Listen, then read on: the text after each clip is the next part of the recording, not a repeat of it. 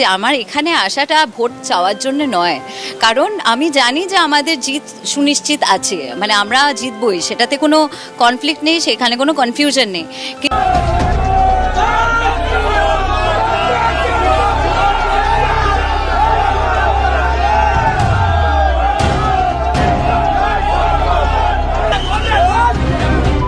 প্রচারে নেমেছিল সাংসদ হিসাবে কোয়েল মল্লিক। তবে এবারে টিএমসি গোহারা হারাতে ভোটের পরে বাবাকে নিয়ে রাস্তায় বেরোতে কোয়েল মল্লিকের ওপর আক্রমণ করলো বিজেপিরা।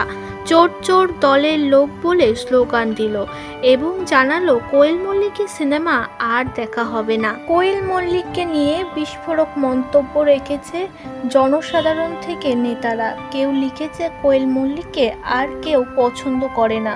কোয়েল মল্লিক যেহেতু রঙে বদলেছে, চোরের দলে গেছে, ওর সিনেমা দেখা হবে না।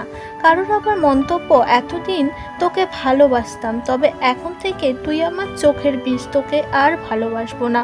অন্যদিকে কোয়েল মল্লিকও নাকি বাড়ি থেকে বেরোতে পারছে না, কারণ তিনি বাড়ি থেকে বেরোলেই তাকে চোর চোর বলে খেপাচ্ছে বিজেপির দলের নেতা নেত্রীরা।